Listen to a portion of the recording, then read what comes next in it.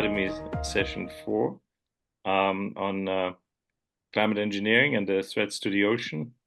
And I'm introducing our introductory speaker, Admiral Dhowan, the former Chief of Naval Staff of the Indian Navy and over 4 decades of distinguished naval career, and also the head and co-inventor of the Global Maritime Academy. And he will tell us about that and also about the context of our initiative, how the Academy and its program fit into the format that we have set ourselves. Admiral, go ahead. Thank you very much, Dr. Peter. At the very outset, I would like to accord a very warm welcome to our eminent participants, Professor Levin, Professor Peter Droege, Commodore Sujeet Samaddar, and our teams from the Liechtenstein Institute of Strategic Development, the Society for Aerospace, Maritime and Defense Studies, the Commonwealth Security Group, UK, the Trebuchet, USA, the International Military Council on Climate and Security, Netherlands, the Sai University, India, and Frank Ferensky Film, Germany. We also extend a warm welcome to maritime experts, environment specialists, and academia who have joined in from different parts of the world across various time zones to be with us for this 4th webinar of the Global Maritime Accord Academy initiative. And the theme of the webinar, as Dr. Peter said, is climate engineering and health of the oceans. The oceans of the world are emerging as global economic highways for transit of nearly 90% of the world's trade. And the ocean-based industries, such as shipping, fishing, and energy production, account for nearly 1.5 trillion US dollars in economic activity every year, and they provide livelihood and jobs to over 31 million people. These numbers are growing with every passing year and are likely to double by the year 2030. On the other hand, humankind continues to be blind to the fact that oceans are essential to life on Earth. They are the suppliers of oxygen and provide us with 50% of our oxygen requirements. They are the absorbers of carbon dioxide and quietly absorb over 30% of the greenhouse gases and carbon dioxide. They're rich in oil, gas, and mineral resources and provide humanity with seafood and salt. The oceans of the world are a virtual heat sink. They are a repository of the largest biodiversity, of the renewable sources of ocean energy, and keep our blue planet, the Earth, cool. Today, the oceans are under severe threat, and their health is deteriorating due to indiscriminate pollution of the seas and contamination of the natural marine habitat, resulting in a detrimental impact of global warming and climate change on the oceans.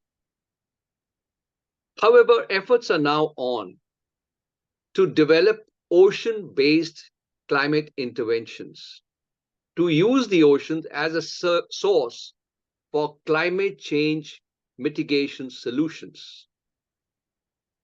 There's a little caution here that if these are not properly researched, these measures could have an adverse impact on the natural habitat of the deep ocean creatures and upset the balance and the leverage of the oceans in countering the detrimental impact of climate change. It must be clearly understood that any effort to actually impinge and carry out some changes to the mitigation solutions by manipulating the oceans could have an adverse impact on the deep ocean ecosystem and also an adverse impact on the carbon sequestration process if not properly implemented. Therefore, there is a need for a holistic approach to the research to be carried out for the ocean-based climate intervention technologies, and to ensure that they do not impede the progress in terms of achieving the targets of the Sustainable Development Goals, particularly the SDG 14.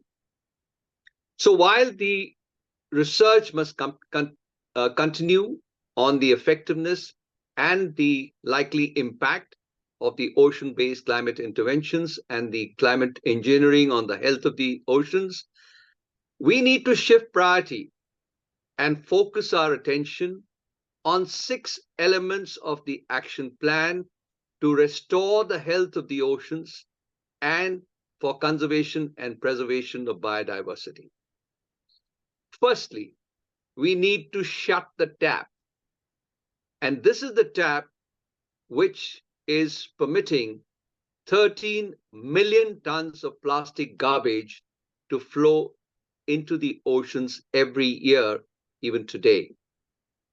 So there is a need for an action plan, a global action plan, which will keep our rivers, our water bodies, the coastal areas clean, sort out the mechanism for waste disposal so that waste does not flow into the oceans anymore.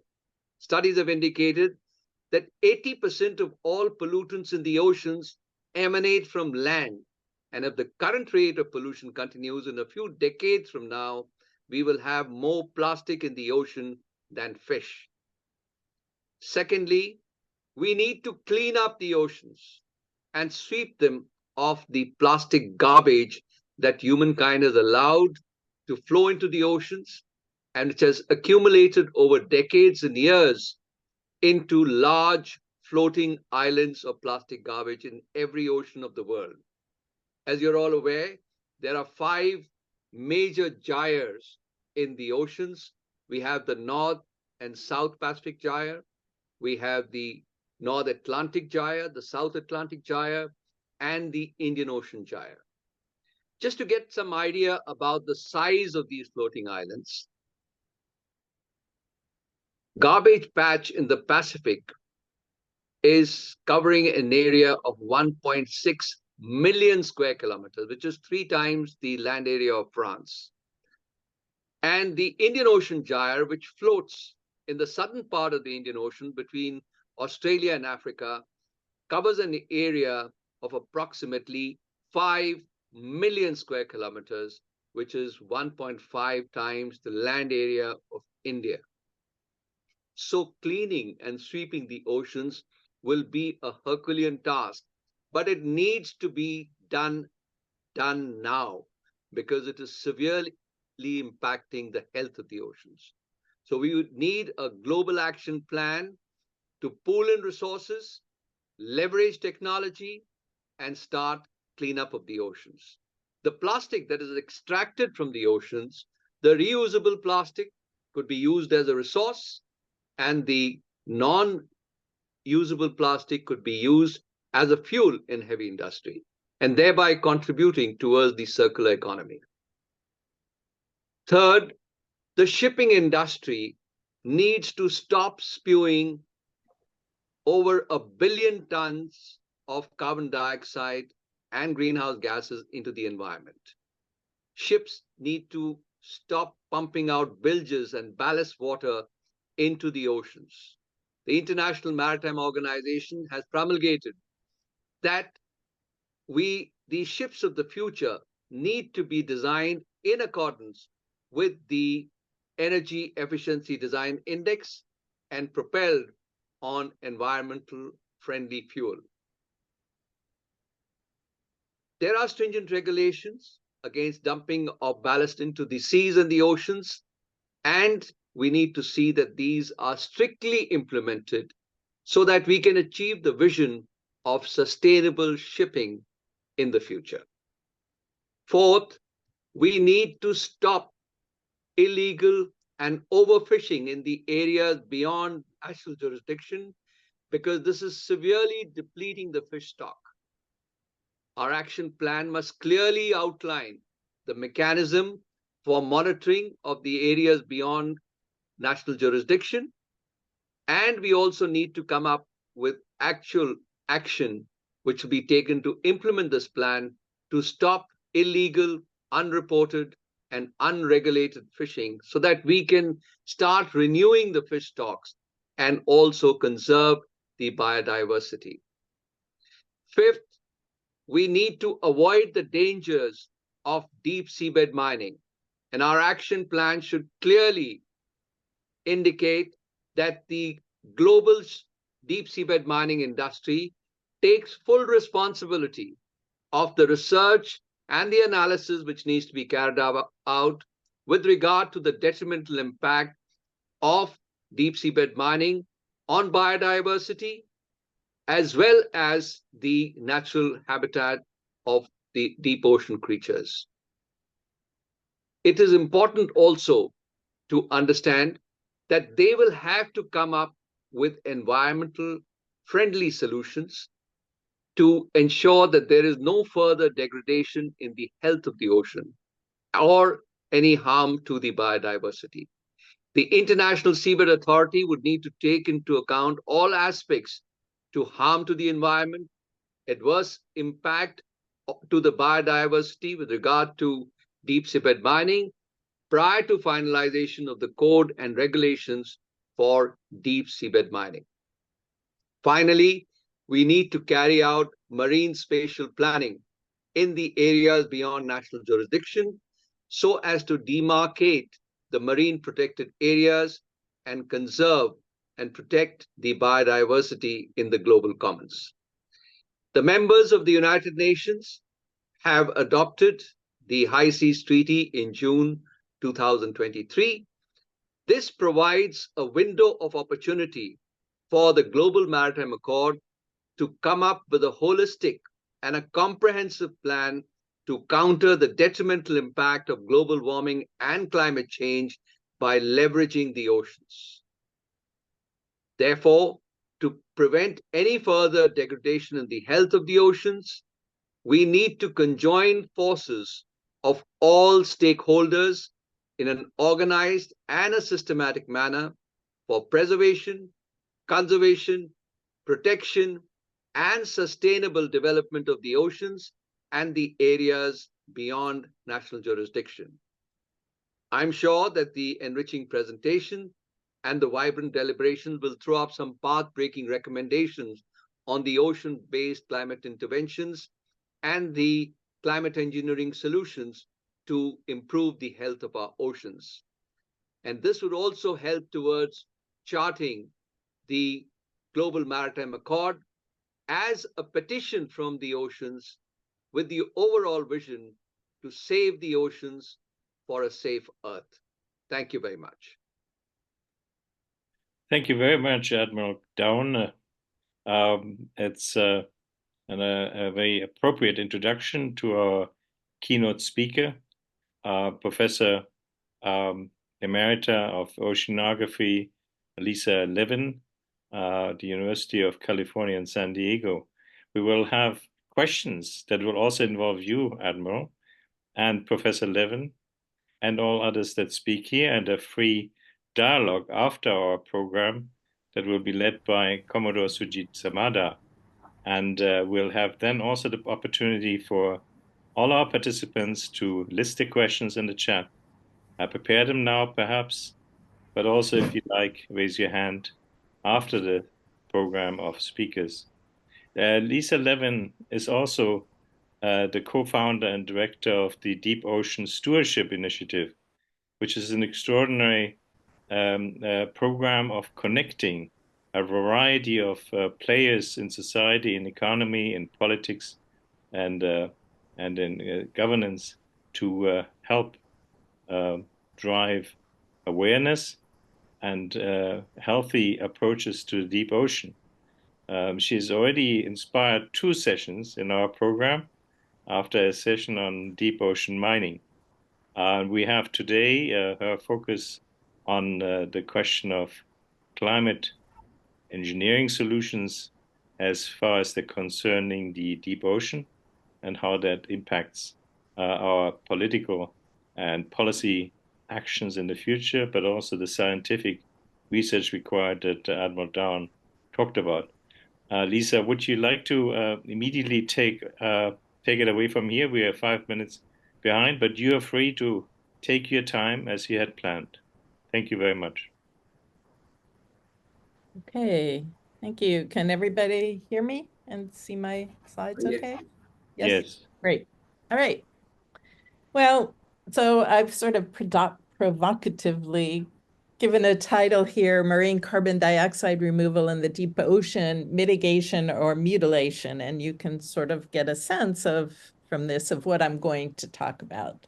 In the next 30 minutes, what I hope to do is cover the motivation for why people want to dispose of carbon dioxide in the ocean, the technologies, and a little bit about the scale required, why we're using the deep sea specifically as a repository, and then what some of the concerns are that have been raised about these different techniques. So I'll be talking about six or so different technologies. I'll cover some of the environmental risks and possible unintended consequences and the many governance challenges that face these technologies right now. So if we start with the motivation, basically the Intergovernmental Panel on Climate Change, which is the scientific arm of the UN Framework Convention on Climate Change, has indicated that we have to reach net zero or net negative CO2 emissions to achieve the goals of the Paris Agreement. And in several different reports, they have said that this will require active carbon dioxide removal. You can find words in the special report on global warming in 1.5 that in 2018. You can find it more recently in the AR6 synthesis. Basically, it says carbon dioxide removal will be necessary to achieve net negative CO2 emissions. And I would note recently, the IPCC has met to set up the schedule and agenda for AR7, the next cycle of climate assessments. And at the very end of their list of things they're going to do, they've added an expert meeting and methodology report on carbon dioxide removal technologies and carbon capture, utilization, and storage. So they have homed in. I think this is like in addition to the regular 3 working groups. There's 1 or 2 special focus reports, and this is or focus activities, and this is one of them. So they've identified carbon dioxide removal technology as something really critical that needs assessment. So let me just move something around on my screen for a minute here. So basically, most climate intervention efforts up to this point have been terrestrial. And, I'm not going to talk about direct carbon capture and biomass capture and soil modifications. I'm going to focus on the ocean because increasingly the ocean has become a focus for carbon dioxide removal. Now, there are a number of technologies that affect the ocean, and I want to cover them very quickly. I'm not going to delve into them much, but I just want to mention them. And probably most of you have heard of activities that might enhance surface albedo by cloud brightening or the addition of microbubbles to the ocean. And these all would affect the ocean and the light regimes in the ocean and potentially the deep ocean. And then another very accepted method of carbon dioxide removal is coastal blue carbon and associated conservation activities associated with mangroves and seagrasses. And they sequester huge amounts of carbon in the coastal zone.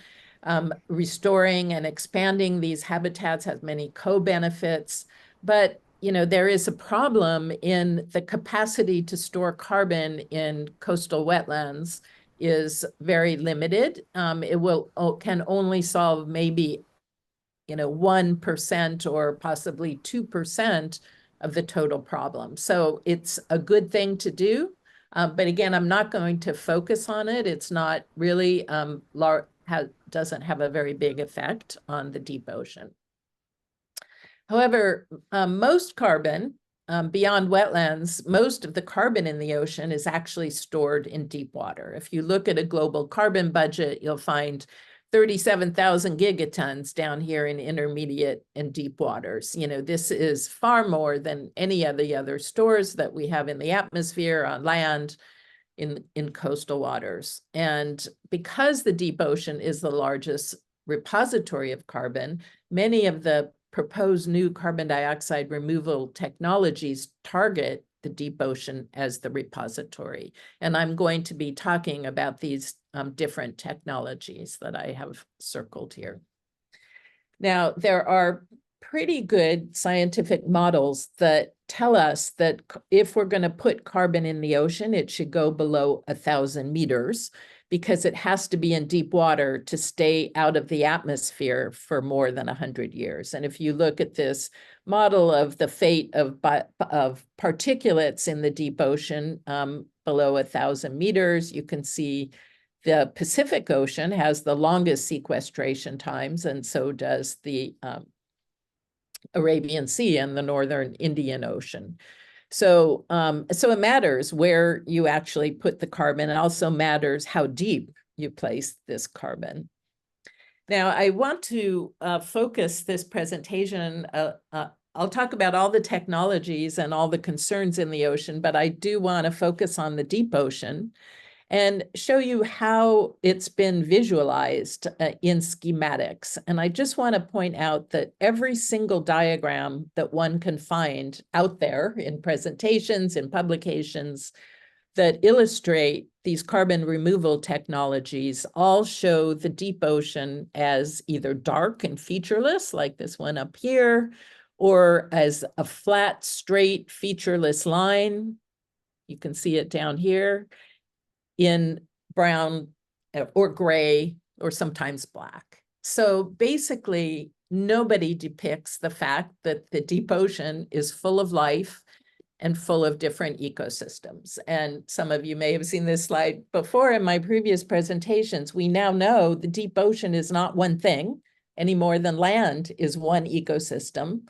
The deep ocean is full of many different ecosystems, each with their own biodiversity. Some of them are three-dimensional reefs formed of coral and sponge. We have seamounts, we have chemosynthetic ecosystems, we have deep trenches and vast abyssal plains and low oxygen zones and organic falls. There's so many different things going on down there. But again, if you look at these diagrams, you would never guess that. The carbon's being deposited onto nothing, essentially, in these diagrams.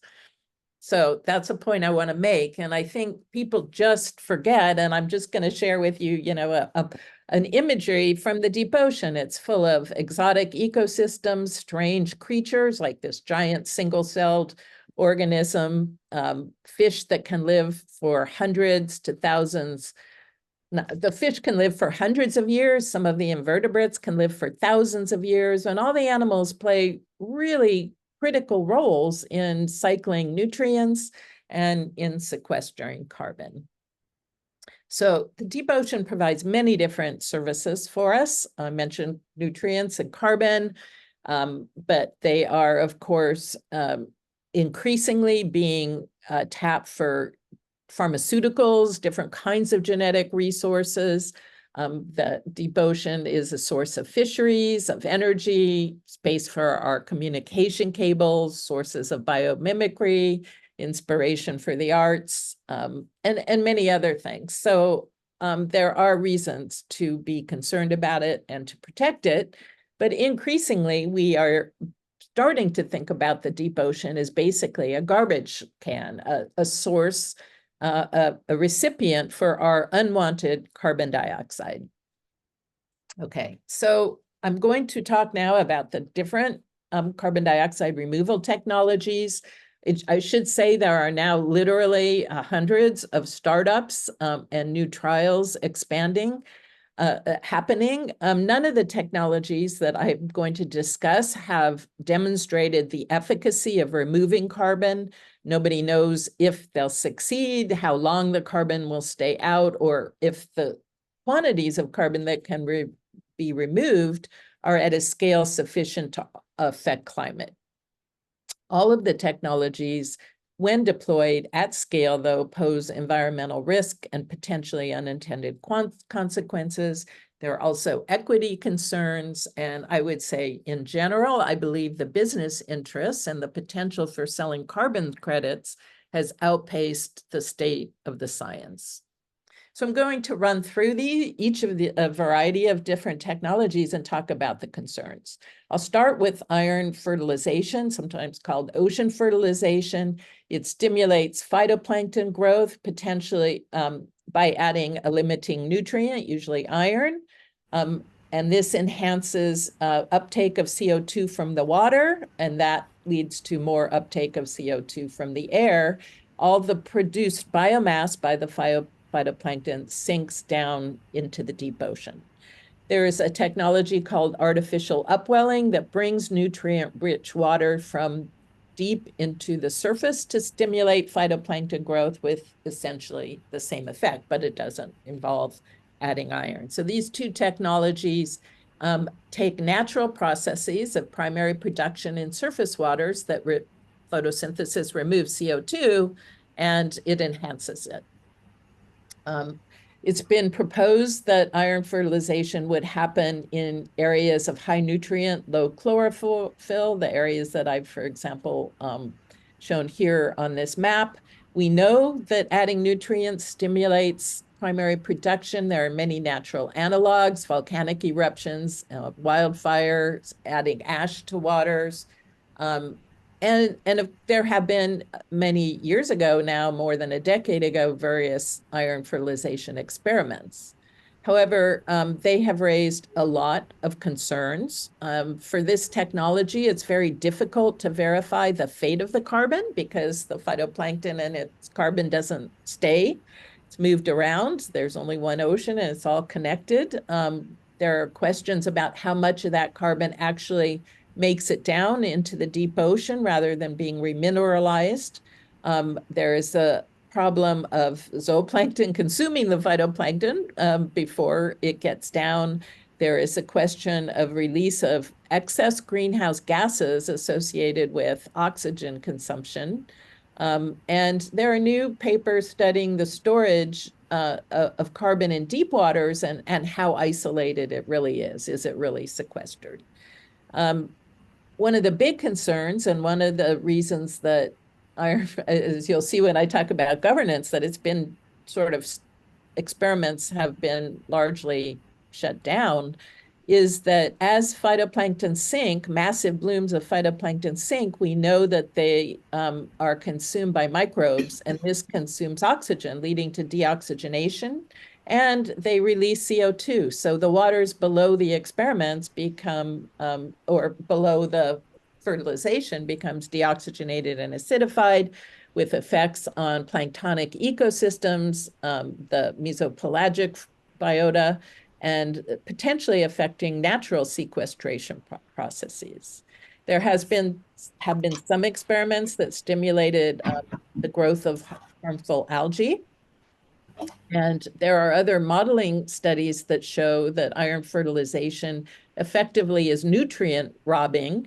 It basically depletes the nutrients where it occurs, but it can lead to circulation, can lead to biomass losses, especially in the tropics. So, for example, climate change is already reducing biomass, but iron fertilization can enhance the that loss of biomass. And there's concern that if you fertilize the Southern Ocean, for example, that you might deplete nutrients that support fisheries in the tropics. So those are some of the kinds of unintended consequences I was talking about. Governance of ocean fertilization is more advanced than for the other technologies. The dumping in the ocean, which would be covered by the London Convention and Protocol, includes iron. And both the Convention on Biological Diversity and the London Convention and Protocol have non-binding resolution and amendments that address ocean fertilization and basically prevent anything but research. So they've prevented commercial scale or large scale fertilization. And in fact, the CBD has a moratorium on all geoengineering. The London Convention and Protocol has a new amendment and an annex that specifically addresses iron fertilization, but it actually hasn't gone into force because it hasn't been ratified by enough, that amendment hasn't been ratified by enough countries. But there are, basically the London Convention has looked at this and decided it's dangerous enough that it should only be done for research. The next technology I want to mention is macroalgal culture and sinking. This involves the massive growth of macroalgae like kelps, the kelps I've got listed down here, in waters, and then sinking it either naturally or bailing it and putting it onto the bottom of the ocean into the deep sea. There is a lot of different countries grow macroalgae, but not to sink, mainly as a source of food or other products that are used in food or pharmaceuticals or for other purposes. It's been suggested that 132 countries could grow macroalgae, but it's really only effective in high nutrient waters. It would require a belt 100 meters wide running along 63% of the world's coastlines to produce 0.1 gigaton of seaweed carbon per year. And another estimate is it would take 1 million square kilometers of kelp farms in productive exclusive economic zones to remove 1 gigaton of carbon. So we are talking about kelp farming on a very massive scale as a way. So I should back up and say the algae photosynthesize, they remove carbon dioxide from the water, and that carbon is stored in algae biomass that would then be sunk to the bottom of the ocean. But there's a lot of concern about what happens if you have massive amounts of kelp. The sargassum bloom in the Atlantic has led to, really rotting algae covering beaches. And then we know that if you put a lot of organic matter on the seafloor, you can get bacterial mats and anoxia covering the seafloor. So there are a lot of different concerns associated with this technology. There is question about the efficacy of removing carbon, because when the algae grow in massive amounts, they take the nutrients away from phytoplankton, and the phytoplankton also remove carbon. So this competition with phytoplankton has some modeling has shown can actually lead to negative carbon dioxide removal instead of positively removing carbon dioxide. And it can, of course, if you lose your phytoplankton supply, it can alter ecosystems and the food chains that fisheries rely on. So there's concern about that. It's very difficult to track the fate of marine carbon in drifting kelp, so to verify that the carbon's actually been removed. There are calcifying colonizers that grow on kelp that remove their efficiency. Kelp forests, massive kelp culture would change the albedo and reflection properties of the sunlight, probably not in a positive way. There can be impacts to regions not where the kelp is grown, but where it drifts to.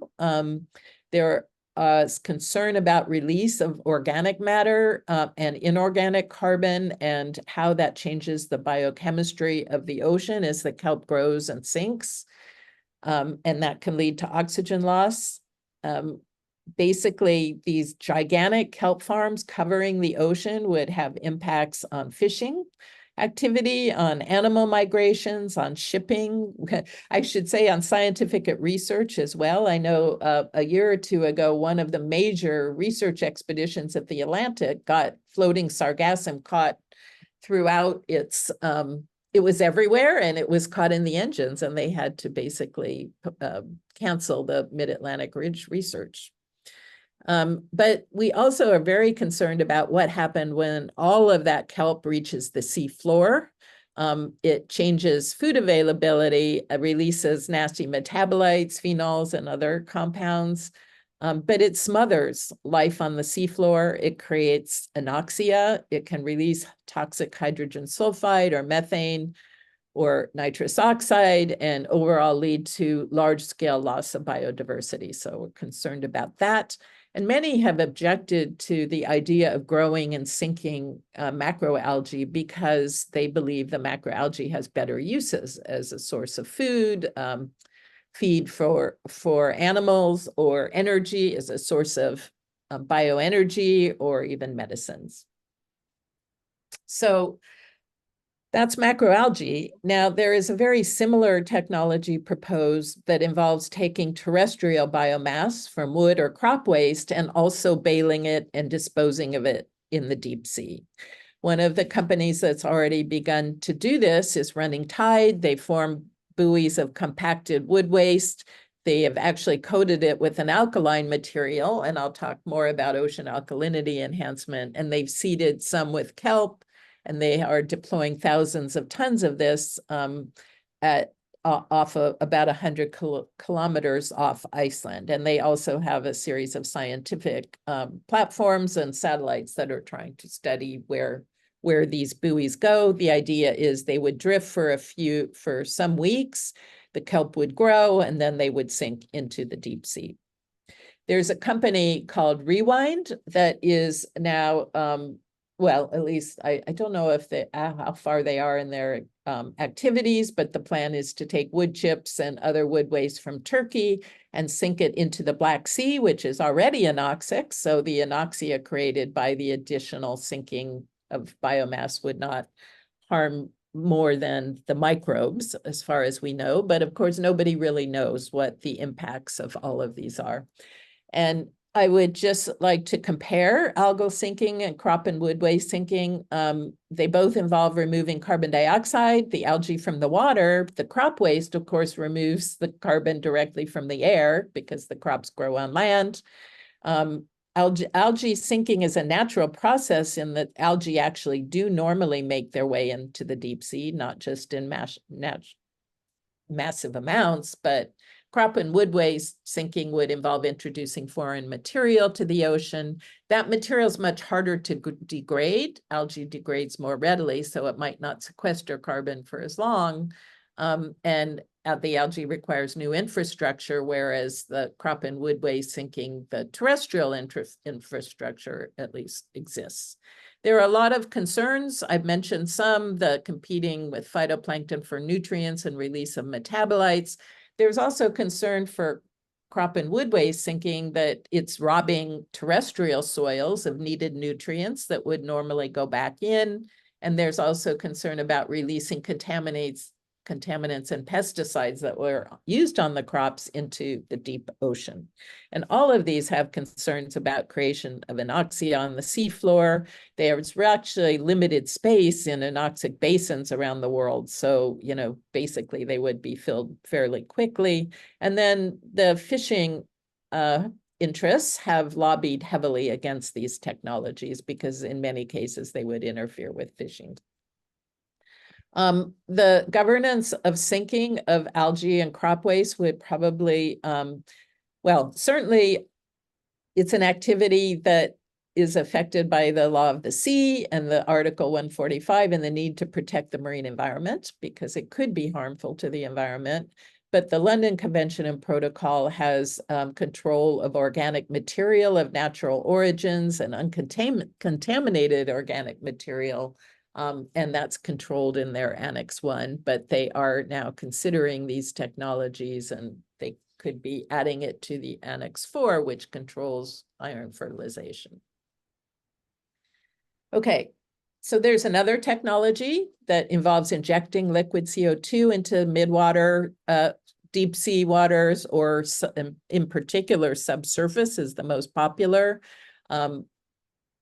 Most of the active projects doing this involve using offshore oil and gas fields for the injection. Norway has been, in the interest of time, I'm going to maybe not talk about all the things going on, but Norway is very active in this area, and China is definitely considering its potential to store CO2. It can be done in various ways involving minerals or creation of minerals subsurface or structural trapping. There's a lot of permitting in place already to do liquid injection of CO2. This would be carbon dioxide captured from land, from factories and installations on land, turned into a liquid and then piped or transported by ship and then injected. But there's concern because we know that carbon dioxide in liquid form is toxic to marine life. It changes the pH and it has a big negative consequences for ecosystems. Even when subjected subsurface into sediments or other hard rock repositories, there's the potential for leakage that would alter microbes and ecosystems, displace toxic brines, and possibly create seismic hazards. So there is also a lot of concern that oil companies, which are starting to invest in this, would mask expanded fossil fuel production with these technologies.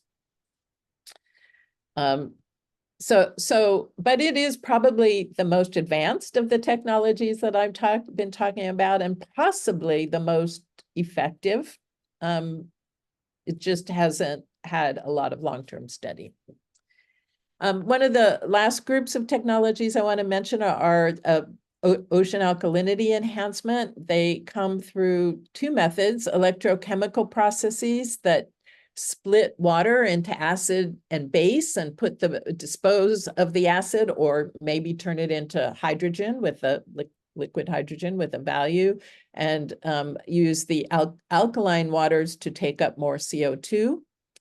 And then direct ocean alkalinity enhancement involves addition of carbonates or silicates to seawater that makes the water more alkaline and causes more CO2 to be removed.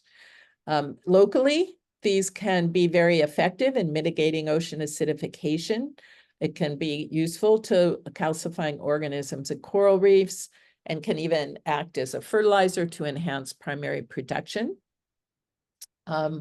Ocean alkalinity, I should say that the electrochemical methods can be carried out by coupling to existing infrastructure for desalinization for oil and gas or offshore renewables. Aquatic is an example of one company with test plants to remove CO2 in California and Singapore. There are other companies that have started up adding olivine, adding brucite. There's one company that's looking at ship-produced CO2 and treating that at sea. The goal of these technologies is to remove a gigaton or 1 billion tons per year, which is 2.5% of annual emissions. But there's a concern with scaling these technologies up. So ocean alkalinity enhancement would involve massive terrestrial mining. It's sort of a one-to-one. So to remove 1 billion tons of carbon, you need to mine 1 billion tons of olivine. That's huge terrestrial mining activity. And also to move it into the ocean, it would be a massive shipping requirement. Again, 1 billion tons would require 1/10 of the global shipping capacity to achieve this 2.5%, solution to our climate problem. There's concern that there are toxic metals associated with olivine and some of the other compounds used. And of course, nobody's really looked at what it would mean for sedimentation on life on the seabed. Electrochemistry has a very massive electricity requirement to split carbon into alkaline and base components, to split the water into alkaline and base components. It's estimated to remove 1 billion tons of carbon. It would require 8% of the world's electricity supply. And there's also concern about massive intake, just as with desalinization plants. It kills a lot of plankton, larvae, fish, in addition to being very energy intensive. And none of these technologies have had a lot of study. We don't know the ecosystem level impacts when they're applied at scale. We do know that pH changes will affect organisms and ecosystems, and that these technologies cost a lot. Okay, so to try to summarize, here we we know that all of these technologies I've been talking about have the potential to affect the biological carbon pump and the critical roles that marine life play in removing, transporting, transforming, and sequestering and burying carbon naturally. And I have yet to see a discussion about how these technologies will affect natural processes and adding that perhaps loss of carbon removal into the equations of efficacy.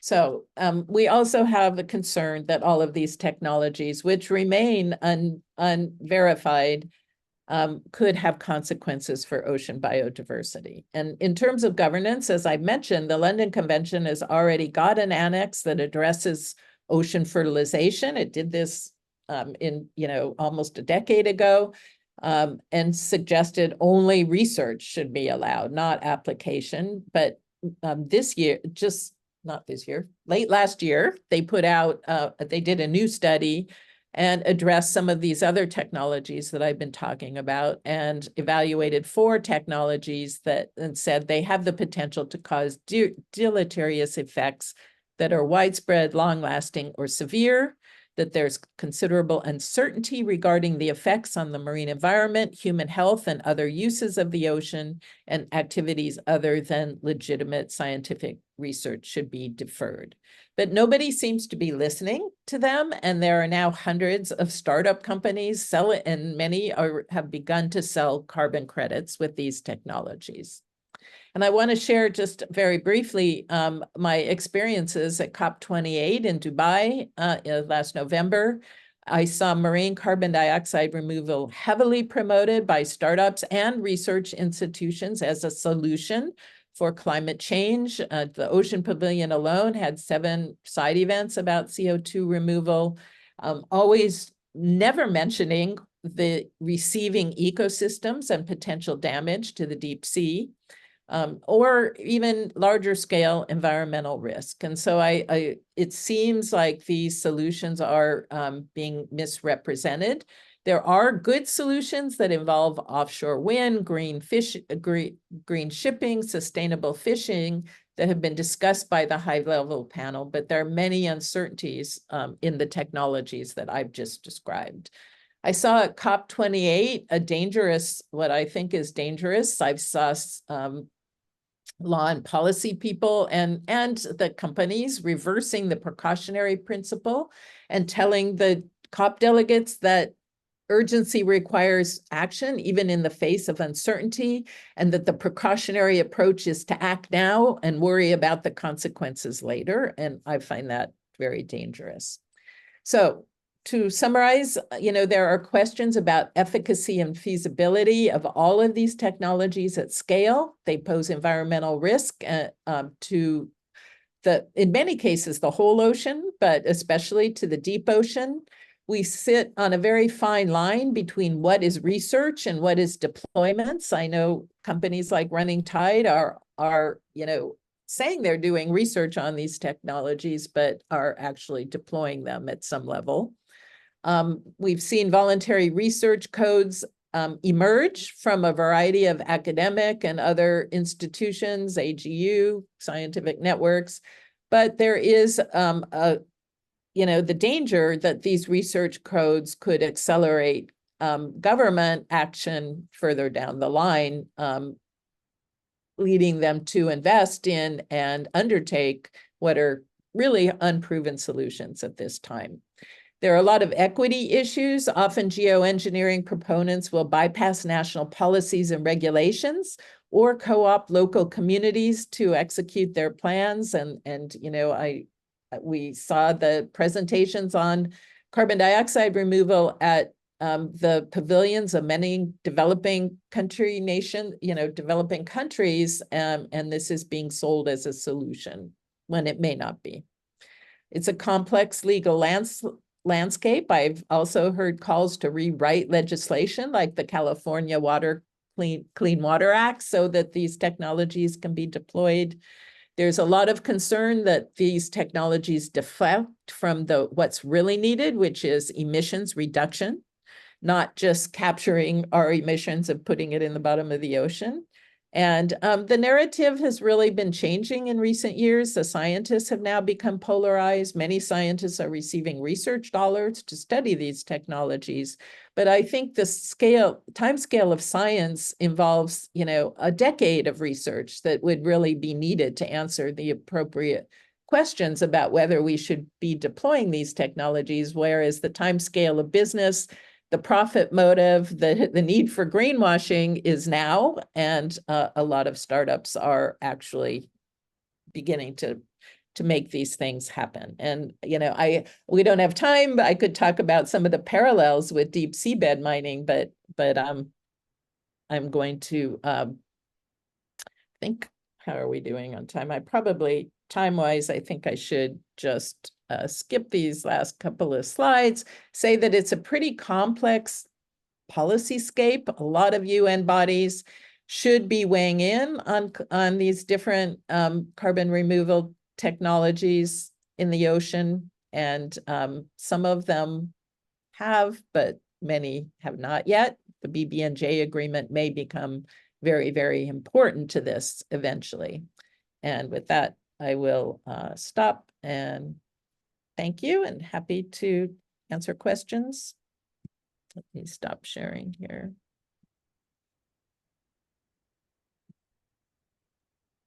Yes, I think we can probably take one or two questions, or we can leave it after the next brief intervention for a broader question time. Is that all right? Yeah, sure. That perhaps gives people some more time to reflect on questions and put them into the chat.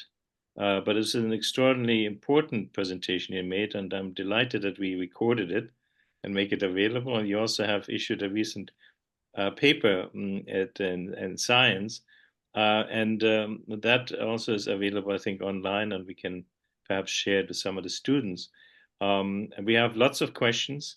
I do have lots of questions, and I just maybe take the opportunity to encourage everyone to put their questions into the chat and to look forward to about 10 past the hour for a about 20-minute question and answer time that Commodore Sujeet Samaddar will lead. I just wanted to thank you again for the great privilege of getting this very detailed, important insight. Indeed, there are lots of analogies in terms of approaches to deep sea mining. And what I wanted to do is perhaps kind of take a risk of placing your presentation in the context of the history of climate engineering that humanity has been engaging in for some time, and perhaps it's not new to you, but perhaps some of the audience members, perhaps the students, could benefit from that context. The history, if you will, of humans' engagement with the oceans is really marked by sort of a territorial acquisitional culture of exploring the seven seas and to acquiring different lands. And so today we are very much in a territorial planet culture, which looks at continents being divided into nations, into resources, but also the oceans themselves into exclusive economic zones and the leftover waters of the areas beyond national jurisdiction. So this kind of flat Earth perspective is in contrast with what's been acquired in the last 20, 30 years as a kind of a deeper understanding of an Earth system that's active, that's engaged in managing cloud formations, aerosol distribution around the world, and also the understanding of the engagement, interaction of the atmosphere with the oceans. None of this is really reflected in the way we look at the Earth today, and our understanding of Earth is marked by a Holocene perception of an eternally functioning machine that operates without intervention, that distributes the rains, distributes the wind, allows the rice and wheat to grow predictably. And yet we are now at a stage where we begin to understand that the difference between planets like Mars and Earth is really the biological setting, the bio diversity, which is manufacturing this planet. So the bioengineers or the climate engineers or the geoengineers are the species engaged in managing and manufacturing and balancing, if you will, an atmospheric habitability, which is in fact the very nature of life, climate engineering. If you look back 60, 70 million years or beyond 500 million years, if you will, you could argue that the Earth has been struggling, if you will, life on Earth, with creating a stable climate. And so we look at back 60 million years, the Paleocene, Eocene temperature maximum was a great crash of life on Earth, almost a complete wipeout in oceanic life, a 20-degree temperature difference to the low point in the Pleistocene, and to see this dramatic cycling of temperatures that accompanied CO2 levels in the atmosphere up to the Holocene, this extraordinary time of almost perfect stability of about 12,000 years up to what we call the Anthropocene, preposterously the pre-industrial and historical age. And you see a slight kick up in temperature because of our ability to re-engineer nature's engineering feat and facing potential prospects of various scenarios into the future of bringing either the temperature back to where it was, that's business as usual, RCP 8.5 by 2200, in other words, back to where we were 60 million years ago when there was no humanity on this planet, or we managed to actually control the emissions or control the temperature, control biodiversity loss on the planet to maintain what is really required a rather dramatic reduction in terms of those temperature prospects. And we argue that the 1.5 or 2 degree limit is the wrong target because it's always going to be above us. We need to actually begin to think about how to bring conceptually temperatures down to 0 degree above pre-industrial levels and acknowledge that life has been inhabited by climate engineers, whether these are protozoa or other eukaryotes or the photosynthetic algae and the microalgae and cyanobacteria, or these kinds of organisms, which are also very climate active. They don't synthesize light, but they live off photosynthetic products and they exchange them for their own existence. And so when you look at human civilization, in fact, it's a large feat of accidental climate engineering. And cities like Hong Kong or Singapore or London are not thought of that way, but because of the dependence on the kind of resources they use, they're massive climate or geo re-engineering enterprises. And so these non-renewable resources, primarily fossil fuels, drive 80% of that economy and 95% of transport energy. They consume huge amounts of water and waste. They produce waste as a result of that activity, which is also climate engineering in a large scale. They create fossil air pollution, which is massive health costs in Europe, in the United States, in China, and in India. And so the military cost of this great grand engineering feat is also tremendous, not just the human costs, but also the expenditures involved and the risks for future generations. So we are in a situation now where we actually have a fossil fuel consumption increase of 600% since 1950. And here you see the rise of emissions up to the year I was born. And you could call me carbon man because since then it exploded indeed sixfold. And that rise in emissions is probably the largest feat, the most rapid feat in climate engineering in the entire history of Earth. And it's accompanied and supported by a long history of land use change, industrial agriculture, and various kinds of ways of removing the natural ability of terrestrial systems to manage carbon. And you see the ramping up of the combined effects of fossil fuels and land use change. And so the result of that is, if you look back at the last 800,000 years, you had that remarkable peaking. There were large fluctuations, admittedly, but a peaking of around 280 parts per million of CO2 in the atmosphere, and that is now being reached this year, today, at 424 parts per million almost. That's 150% above that stable level. And so that's why we argue carbon neutrality or net zero can't be a serious goal, because who wants to stabilize the concentrations at that level, or by 2050 when it might be close to 500 parts per million, a completely unstable level.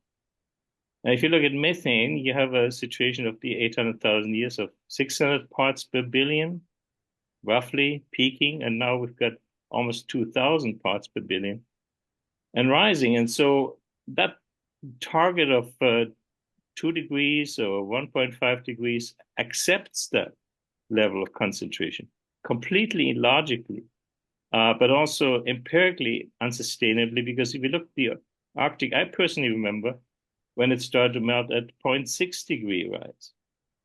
And so that melting of the Arctic is probably the greatest engineering feat that humanity ever achieved, because it also created a unstable a polar vortex that's responsible for the bomb cyclones and other so-called winter experiences we now have even in the summertime, or destabilizing the jet stream. Who would have thought that we could engineer that?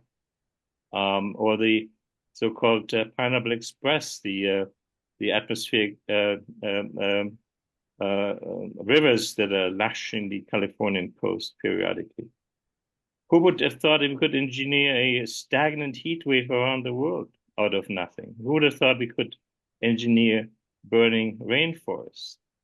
And who would have thought we could engineer a carbon monoxide and carbon dioxide belching world from South America to Africa to the north to Siberian boreal forests being emitting those gases?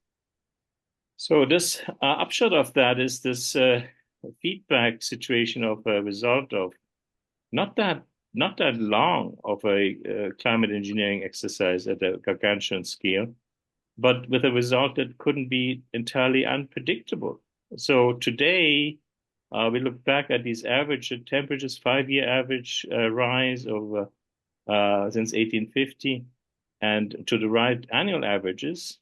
But you see, it's really only since 1950 or 1970 at the most, 1970 or 1950 at the most, that the kick up really started. So last year we had a 2023, we reached just shy of 1.5 degrees annual average, but we actually peaked up to 2 degrees on several occasions during the year. That unnerves everyone.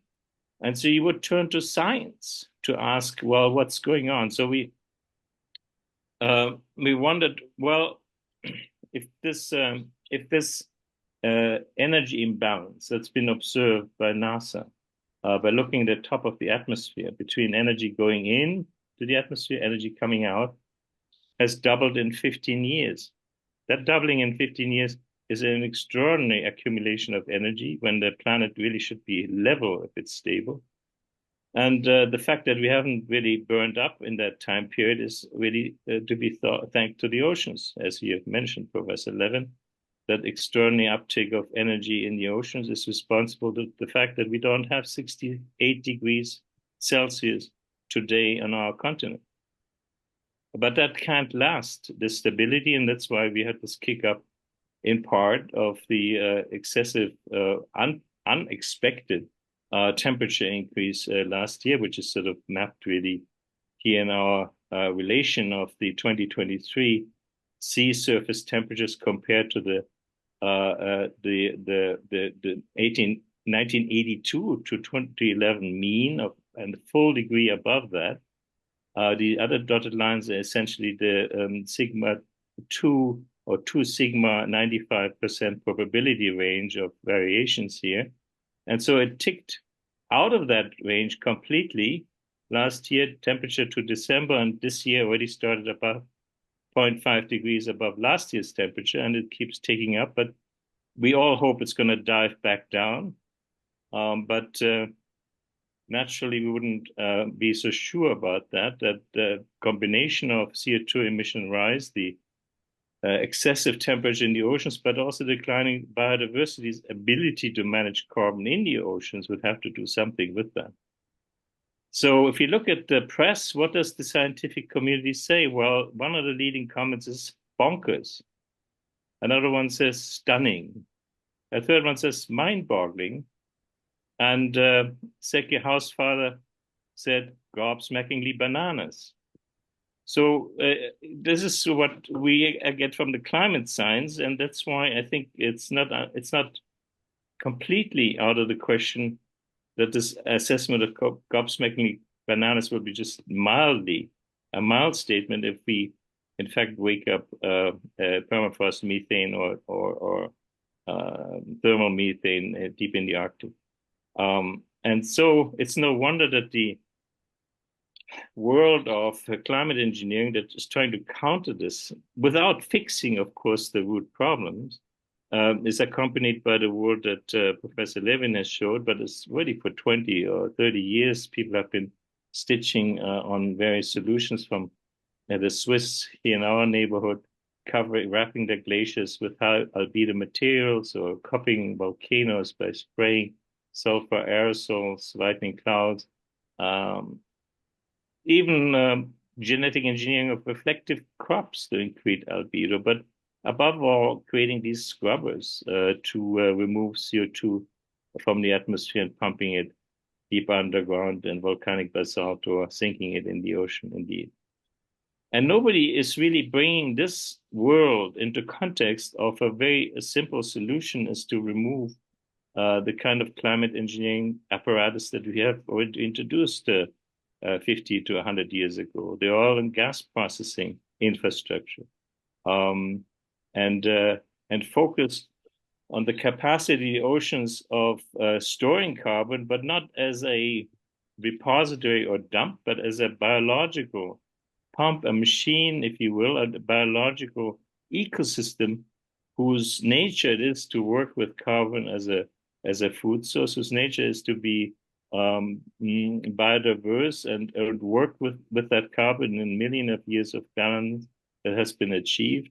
And that biodiversity only has to be maintained by doing some simple exercises in reverse engineering and working very hard as we are in the GMA, but also many others to remove that ocean fish stock that's pushed to the brink, to be less wasteful in our food and seafood consumption, in working on marine protected areas that are such minuscule areas of oceans that are still open to fishing, and also to work on expanding the no-take areas. And so there is another extraordinary overfishing feature that's terribly destructive, is bottom trawling. We just learned that the carbon cost could be 1 billion tons of CO2 annually that's emitted into the oceans by stirring up sediments, and that 370 million of that will escape into the atmosphere 6 to 7 years later, besides leaving a trail of destruction. This is decades of opposition to bottom trawling that I think is being now supported by increasingly public policy on science, but also our ability to expand our knowledge of publicly tracked vessels that so far were only 25% of all the vessels, to the not publicly vessels, to the good work of Sky Truth and others that have collaborated on the Global Fishing Watch that also enable the tracking of non-fishing vessels, which is so desperately needed. And Admiral Dhowan has referred to the pollution from marine shipping, the value, but also the great environmental costs, the cost of bilge dumping, the cost of that on the marine ecosystem, on phytoplankton, on other parts of the marine environment, but also the oxybenzone or other basis for suntan lotions or anti-UV lotions that are so toxic to the marine environment, including the corals. But most important, I think, perhaps, is to recognize the phytoplankton and zooplankton environment, which is so much tied to the interface between ocean and atmosphere.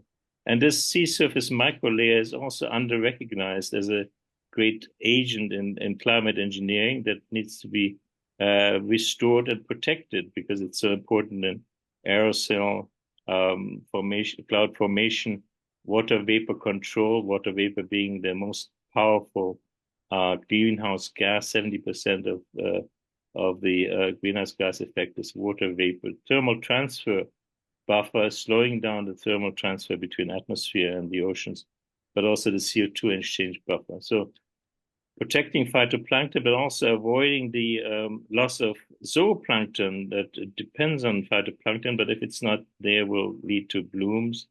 The bottom of the food chain has been referred to by Professor Levin.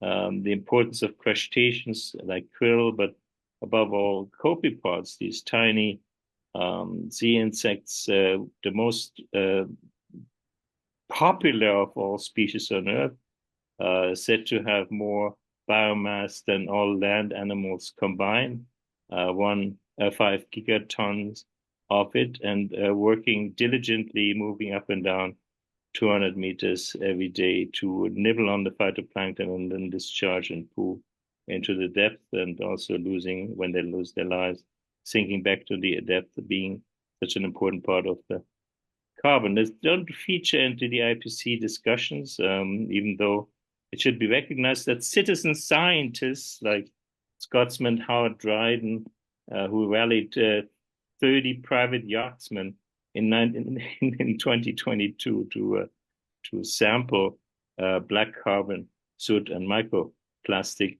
in the Atlantic, in the mid-Atlantic, and found 1,000 particles in a liter of seawater. That's maybe in polluted commercial sea lanes due to the exhaust, but it's still nevertheless frightening because those black particles, black carbon attract chemicals and toxic chemicals, as do microfibers, who help to destabilize that microlayer, that creation or lipid creation by phytoplankton, and also create a danger for copepods like this creature, Calanus helgolandicus, who's been found to learn that to avoid certain algae that look like microfiber, plastic microfiber, has learned it will die or not be very happily digesting microfiber, and so avoiding the algae that look like microfiber, and therefore reduce their food intake. CO2 plus water gets carbonic acid, and this taking away of carbonate iron is probably the major threat to the sustaining of life in the oceans. So this, clear necessity to avoid the further decline in the pH levels below, the 8.05 that we are now, to 7.95, and also the decline of biodiversity in the plankton world, which is said to be declined 50% in the last 50 years, is probably the most crucial focus. And if we can combine all the energy that we focus on these so-called climate engineering, and realize that the real climate engineering has to take place in the world where we restore the ability of the ocean to avoid that drop of below the pH level of 7.95 by adhering to the shared socioeconomic pathways that are the most aspirational, then I think we have an opportunity to ask ourselves, can we manage to eliminate plastic pollution? Can we manage to eliminate coastal waste runoff? Can we manage to eliminate fossil fuels and wood burning? And also the forever chemicals that are part of the chemical stew that destabilize the ability of the oceans to be the most powerful climate engineer that ever was. Because it's also a much more promising prospect to expect the oceans to recover than trees, for instance. Trees take 30, 40, 60 years to reestablish their carbon capacity after they're being weakened. But if you take 6 of these little climate engineers in a healthy environment, 3 or 4 days later, there'll be 12 climate engineers because the reproduction rate is so much higher in the oceans with these small little capable experts. And these are not made up by me. In fact, Matthew Wittenrich, a citizen scientist and photographer, found these 12 chaps in a single drop of water in 2008 off Florida. So they do exist and they are there to be worked with. And if we're in the world of miracles, why not then also dream of reversing the excess emissions stream and bring it as soon as possible, as much as soon as possible into reverse, and to focus on a 280 parts per million target, to begin to look at our action horizon to be right now, and to focus on 150% emissions reduction, not 100%. And finally, that really means, and that circles back to the technologies we do have, 100% renewable energy. And so there is a very wonderful study which has shown that if we wanted to bring our concentrations of CO2 back to 280 per million, we really need the carbon emissions reduction. We need the halting of deforestation, the loss of grasslands and wetlands. We need implementing regenerative agriculture. And finally, and probably most importantly, is the exploitation and the pollution of oceans as a basic requirement to retain and the ability of the biodiversity, the natural biodiversity, evolved biodiversity, to do that climate engineering that none of us otherwise could ever dream of achieving. Now, the question is, and this concluding 5 seconds, is how do we achieve that world? And we've developed 10 points that describe it, and I'm just going to list 4 of them. And we don't have clear climate targets. Let's say we want 0-degree rise and we want 280 parts per million, we won't get there. If we don't have climate defense planning or climate defense focus in our budgetary sense as a central focus of our policy, if we don't have a kind of a climate peace diplomacy that says the common enemy is the climate collapse, and the skirmishes that we spend so much time on need to be rephrased or reformulated in a cooperative mode humanity has to achieve to face that threat.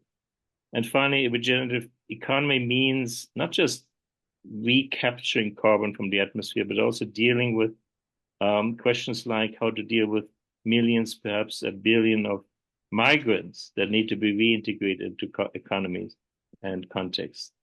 So I thank you very much for the attention, and I wanted to also thank Lisa Levin for bearing with us a second time, and I dedicate this final slide to her. The ultimate global commons is fact, habitable climate, and ocean stewardship, I borrowed that word from her initiative, is key to that. So that concludes my little addition. I must say I'm guilty to have overrun. That's why I helped onto the moderation role. But I will end it here, and I wanted to take the opportunity to hand over to Commodore Samaddar, who is a co-founder of the Society for Aerospace, Marine Environments, and Defense Studies, with Admiral Dhowan, who's been very instrumental and supportive in bringing this forward, who is also a mechanical engineer and a materials engineer, and is dedicated to the blue economy and circular economy. Sujeet, do you want to take it from here? I see there haven't been questions added, but I'm sure you find a way of raising the interest of the audience. We have already some questions from Lisa Levin's time. Sujeet, Yeah, over to you. thank you very much. I think everybody here will agree that we have had really two astounding presentations on a subject which is sort of beneath the waves. And that's how we've been looking at it all this time. And it's very nice that, that these issues have come to the surface. And I hope it becomes more visible to all of us who have listened to these two presentations to see what its impact will be on humanity in general. I think the main issues that have come up are sort of reactive to say the least. That the answer obviously, as Professor Peter brought out, is to kill the problem in the bud. That means reduce your consumption and production, be responsible in the way you use resources, recycle, stuff like that. And so with that, I'll just say a few more words before we just get on to the questions. A large number of them have come. But I think what Dr. Lisa Levin has brought out is very clearly that there are a lot of technologies out in the field, but all of them are sort of suspect. And unless we know for sure how those technologies are going to pan out, several concerns have been expressed on ocean fertilization, on artificial upwelling, macroalgal algae culture, and some of it has also come from the people who are attending this conference on who raised these issues. Crop and wood waste sinking, I think that is quite an interesting idea, because I think it would be an awful waste of crop and wood waste to sink it in the field when you can use it for many other purposes. Liquid CO2, I had done some work on this on liquid CO2, and I think the most relevant feature which I could understand from Professor Lisa Levin's pictorials was the sort of understanding that the seabed is a nice smooth layer where nothing else exists except the seabed, and that's it, and nothing can be further from the truth, because much of those organisms, the crevices, and the contours of the seabed directly impact what happens in the water column, and so to speak, on the surface as well. The other processes that you mentioned, Professor Levin, was on the electrochemical process. I think that I couldn't follow too much, but it seems to be an interesting idea. Ocean alkalinity enhancement has been spoken of at some other places that I've heard. But clearly, I think the key message that you have said, and it resonates, I'm sure, with everybody here. Whilst there may be a lot of urgency to requiring action, but we don't want to be taking the wrong action in the first place. I think these are the key points that came from Professor Levin. I mentioned some of the points that Professor Peter raised, but I think the graphics that you showed us, Dr. Peter, were absolutely astounding to see how sea surface temperature, the global surface temperature, and many of these indicators across the ages have seen a transformational impact over the last 20 years.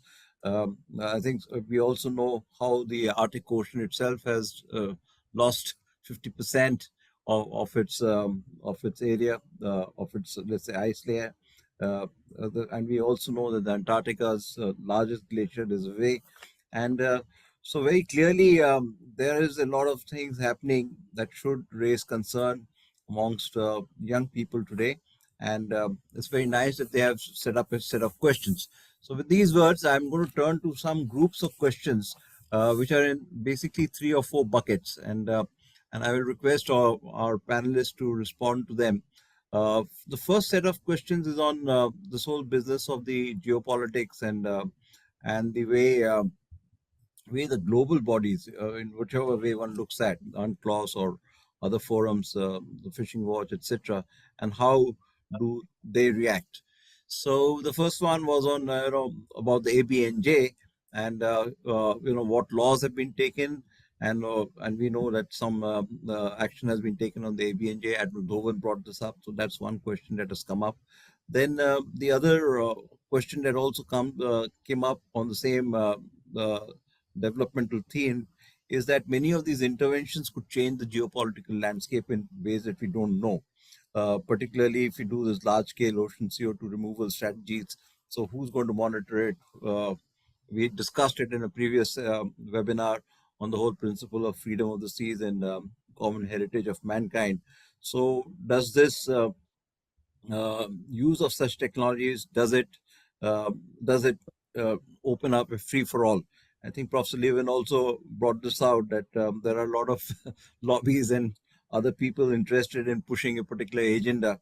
So would that allow what we have seen in the case of fishing, permit large corporate bodies to start exploiting these vast open spaces which are not open to Can I serious just governance? I think I want Yeah, to yes, just please. Yeah. take you on that, because Professor Levin, Lisa has I think cut the end of her presentation a bit short when she spoke about perhaps some of the institutional or organizational context in which this is being discussed. And Yeah. I think one of the key questions you just picked out of the chat that is also connected to some of the other questions: who is in charge? Who's Who's in charge? Yeah, responsible? absolutely. How can we make those organizations more in charge? And should we maybe address that to Professor Yes, Levin to answer? yes, that's right. So I think basically the questions that have come up, we can take them at a time. So let's go with this first set of questions, which are on geopolitical tensions and conflicts, the governance, administration, and then we can move to the technical questions. So let me first open it up to Professor Lisa Lewin. You might like to take this opportunity to show some of your slides, which you didn't show then for want of time, to emphasize a point. So over to you first, and then Admiral Dhowan can also bring in some of his inputs on the ABNJ and what's happening there on that story. Over to you, Professor Levin, please. Okay, let me just see if I'm trying to share my if it's not going to be easy. What I was trying to do was share my presentation. It seems to have gone off of my screen. You're probably seeing it, but I am not. Let's see. No, we're not seeing it. But you You're can not also verbally deal with it, Ah, or you you just can deal open with it it up verbally. again. Okay, Yeah, let me all just right. talk. I think that'll Yeah. be easier.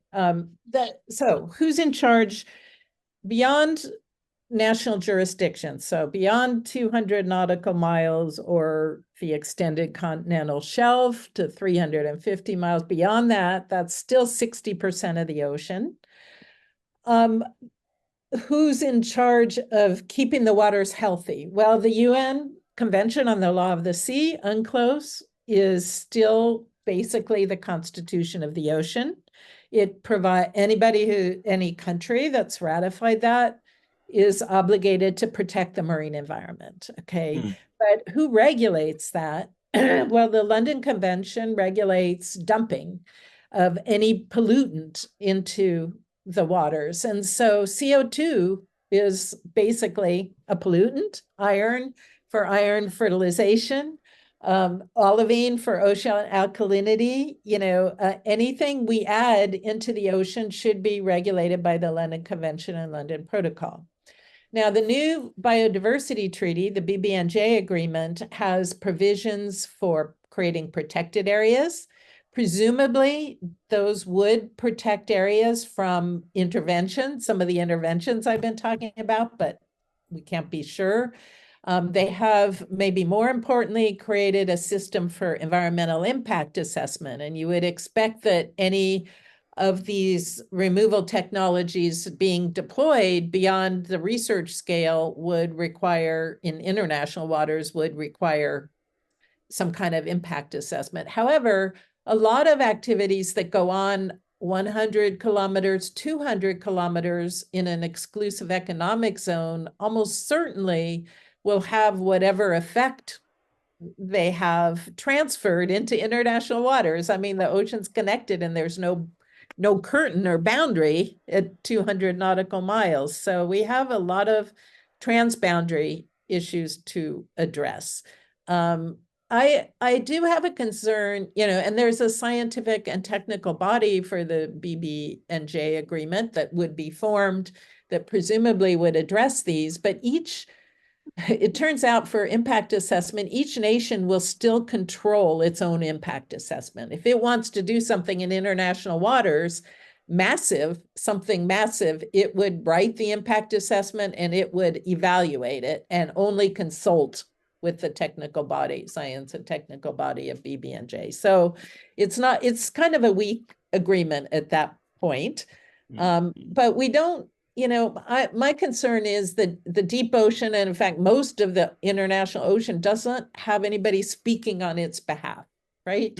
It doesn't have an NDC in the UN Climate Convention, right? Those NDCs only focus on exclusive economic zones and what nations control. And it needs one. It needs its own voice. And the BBNJ agreement is supposed to help with that.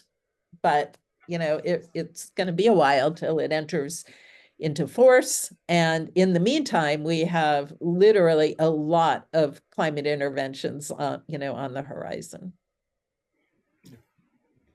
Does that help? I don't know. No, it was terrific. Very good.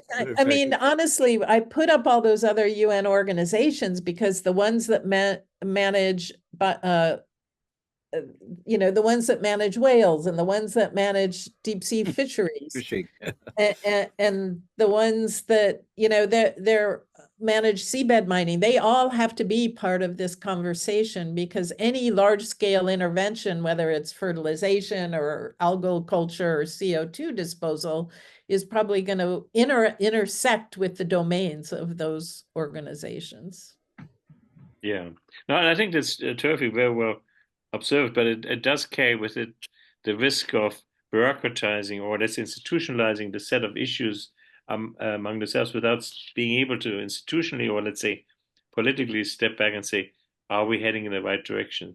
Why don't we really prioritize these other much larger engineering feats that we inadvertently achieved, and therefore unnecessitate the interventions that are encouraged by carbon trading and sort of by the market mechanisms that were well meant, but are really uncontrollable if you don't have that sort of broader view on where you should put your policy priorities, where you should put your financial and institutional emphases.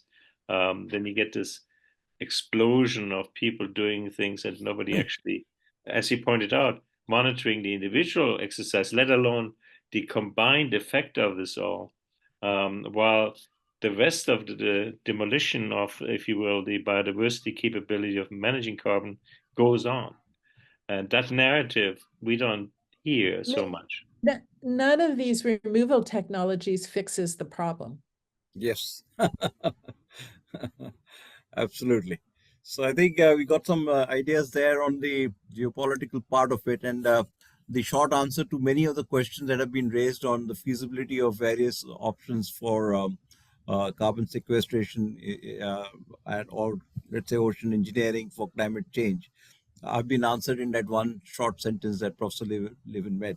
But having still said that, there's a lot of inquisitive questions on what could be amongst the various alternatives that you discussed in your presentation could be the most feasible, in the context of where the technology stands today, in the context of the financing that could go into those projects. So amongst the 9 or 8 options that we had, if we could just consider, okay, if we have to go one route, despite all the opposition that all of us can put in, which would be the one that could be the least, let's say, damaging and probably the nearest to a solution. So that's the sort of question that I've got from all the other ones put together. If you could respond. Yeah. If I was to pick one, I would say subsurface carbon dioxide injection and removal into deep into the crust of the ocean. Yeah. How do you know, Lisa? How do you know that this is going to be staying there? I don't know that. I just know that if it does stay there, it would have the least impacts on the rest of the ocean. Whereas all the other technologies.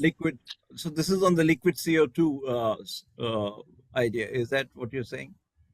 Or pumping in liquid CO2 into various crevices and caverns and keeping it there till it sort of Right. Right. I mean, we have certainly an oil and gas infrastructure that has created, a space and a place to pump it because there's some empty repositories down there, right? Where we remove the oil. So we have some of that infrastructure in place. And I mean, this technology also needs more research, I'm sure. I'm just saying, if I had to pick one of these, that would be, and it may be my ignorance, but my rationale is that if it does stay underground, it will definitely affect microbes. I mean, we've discovered there is deep life under the crust, like a mile down, there's still living microbes, but I think if you can achieve a mineralization of the CO2 in rock, then it sort of becomes solid and stable. But it's a slow process, and that's being attempted. But we found, I think, in various CCS studies that these, the use of CO2, which actually has been for decades used to displace oil and get the rest of the oil out of the wells and so forth, doesn't really stay there. I mean, it's a short-term fix, and there's also no market. Governments have to pay for that, and there's no private investment in CCS. Yes. It's just a way of continuing the fossil fuel regime. But you're right. If you compare the various, from that point of view, I think that is a good answer. But we shouldn't. Maybe, I mean, I don't. I'm not trying to condone it. You don't condone. I'm not trying to condone it or advocate it. You asked me to pick if I had to pick one, right? So here, of course, the one of the as the technologically is feasible, and I think the and it is reasonably well doable, but there is a finance cost, and I think that's what Professor Droege also brought out, that who's going to pay for it? Will the oil companies pay for it, or who's going to going to pay for putting all this carbon dioxide that has been generated everywhere, or methane, into these wells? So that's going to be a question that's going to remain, because all the funding support that is expected to have come up for this just transition, etc., is still not on the table. So we have some issues there, but by and large, the group of questions that I had here is there. But there are some other things that have come up. Is a question on the terrain and features of the seabed. I think we have a reasonably good mapping of the seabed from all our, but there seems to be some issue on understanding what these terrains and features are of the deep seabed. So if you want to respond to if that. I may just add to a few things. Sujeet? Yes, sir. May I just take on some of the questions that I saw in the chat box? Right. Can you hear me? Yes, sure. Yes. Go ahead. Okay. So, I'm sorry, just before you do, was that a question you just directed to Lisa for answering later, Sujeet, so we don't lose it? That's right. I think this is about terrain and features of the underwater sort of the seabed. So maybe we can conclude with that, because we're getting I think beyond I the time. need to run away in another 3-4 minutes. Admiral Dhowan answer what he wants to add to this stream of questions, and then perhaps Lisa Levin can conclude with that bridging question you just asked to the mining. Is that right? Yes. Is that okay? Absolutely. So I would just like to say that, the whole problem that we find ourselves in, this whole mess that humankind has created in the oceans, actually stems from the fact that the United Nations Convention on Law of the Seas left a lot to the good order and discipline of humankind, because they demarcated up to the exclusive economic zones and up to the continental shelf, and the rest was the global commons. And there were two overriding principles: was that these were supposed to be common heritage of mankind, and these were to be the freedom of the seas. Now, both these were exploited fully to the hilt by humankind by plundering the oceans, and thereafter also to pollute the oceans. And that is the reason why we find ourselves in this mess. So therefore, what is very important is that there has to be some aspect of governance, some aspect of legislation, because till recently, till 2023, when we have gone in for the High Seas Treaty, we did not have a single legislation for governance of the entire areas beyond national jurisdiction. Therefore, it is important that we actually come up with the action plan. And while, as Professor Lisa Levin said, that there are so many new technologies which are being thought of with regard to climate intervention, but very few of them have yet been proved, and there needs to be much, much more research to figure out where they will help. What needs to be done, as I had mentioned earlier, is in the meantime to restore the health of the oceans by sticking to the action plan to do or undo what humankind has done so far. If we have polluted the oceans with so much of plastic garbage, let us remove it. If shipping is using the seas for 90% of the trade, they must stop pumping greenhouse gases in terms of 1 billion tons of that into the environment. They must stop dumping ballast into the oceans.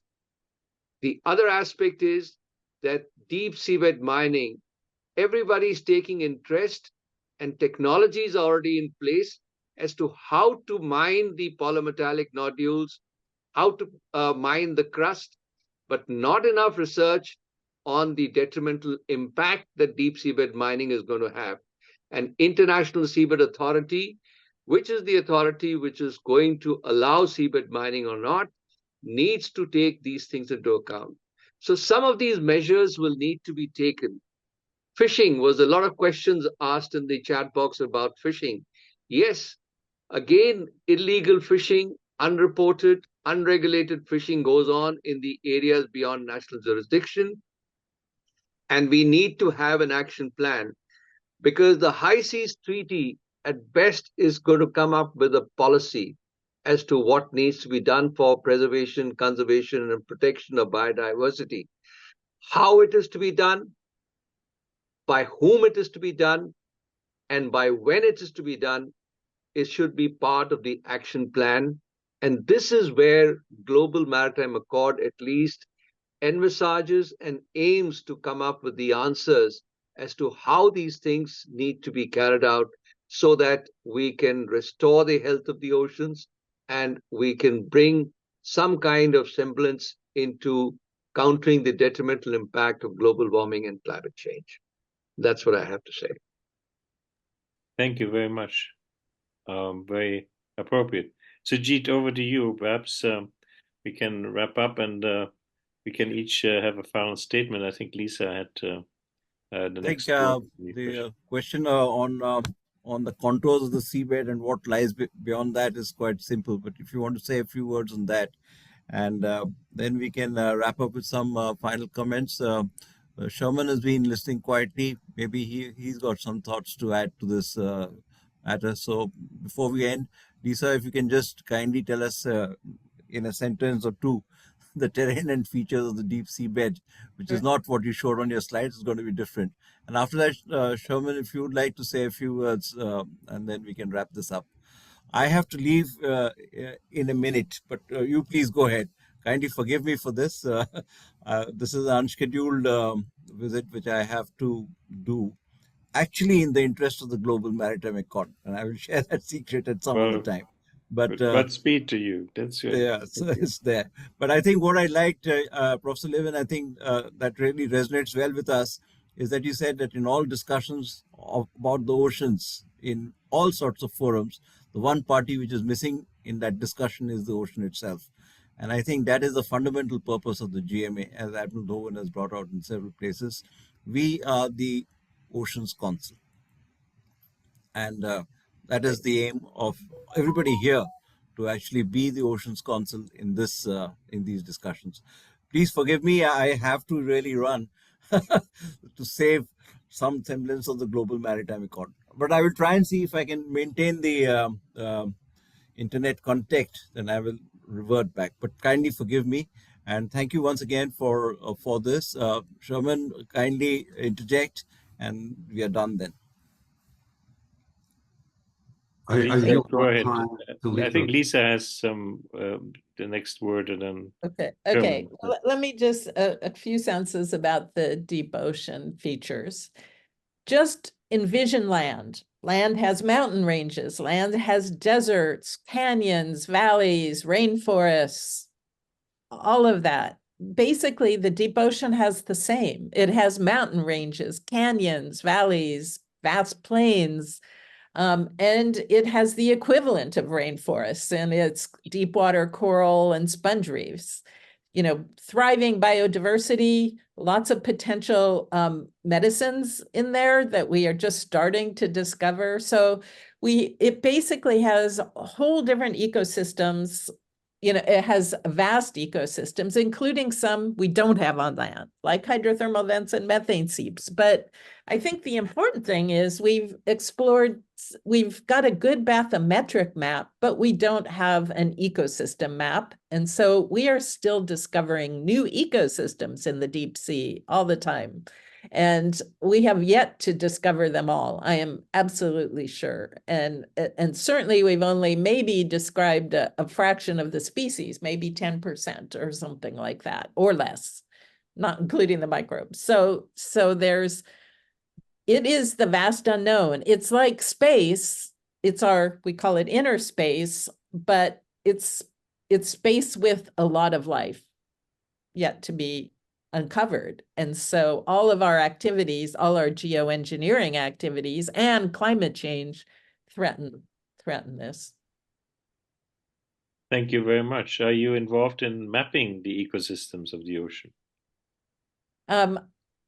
Well, only at a very tiny level on Right. my research cruises. We do produce maps and survey for new ecosystems, but there are programs, Decade for Ocean Science programs like Seabed 2030 and Challenger 150, whose goal is to map the seafloor and the ecosystem. And excellent, yeah, because this kind of marine spatial assessment, or let's say capturing of the wealth of the marine environment, is part of our interest, and maybe we can connect with you on that after this wonderful evening, which I have to bring to a close, but not before handing to Sherman Teichmann, who's professor here at University. I mean, he worked for 30 years at Tufts University on his own extraordinary global leadership program, and he's an old friend of mine, and I just wanted to ask perhaps Sherman to say the final word before we wrap up. We also maintain and collect all the questions so they're not lost. We also have made a recording of this event that will be available to all participants. We might edit it a little bit, but I wanted to thank all of you, particularly you, Lisa, for your generosity in contributing to this. Admiral Dhowan, Sujeet, Samaddar, and especially the audience, which is such a rich collection of naval officers to students at University, and it's in fact epitomizing on what we are trying to do across society, multidisciplinary bringing together of civil society and policymakers in this mission of the Global Maritime Accord. Sherman. First, Professor Levin, it's a great pleasure to listen to you. Thank you for being with us. To the Admiral and to Peter, who are friends and collaborators in this academy, my profound thanks. Our students from University have been whiplashed by a cyclone. I hope they have a better appreciation of water now. I am in awe of the droplet, Peter, if I've heard you correctly, a single droplet of what exists in a manner that is just astounding. It's just an indication about the depths of what we need to understand and appreciate. I'm in awe of the benthos, and to my students who are signing in and not be at home in India at 9:30 or so at night at their families, That's the reasoning why you're not seeing these faces, but I'm sure they're intent on understanding this further. And Peter and Admiral Dhowan, you're a part of the global challenges that will be continuing with our students, and we will take a very strong desire to have answers to the questions that have been posed. Professor Levin, I hope at some other point we meet. And this has been massively edifying to me. And I'm just deeply appreciative for learning with you. Well, thank you. On that note, I wish good night to everyone and have a wonderful day, Lisa. Thank you, everybody. Goodbye. Thank you. To join you. Thank you very much. Thank you. Thank you.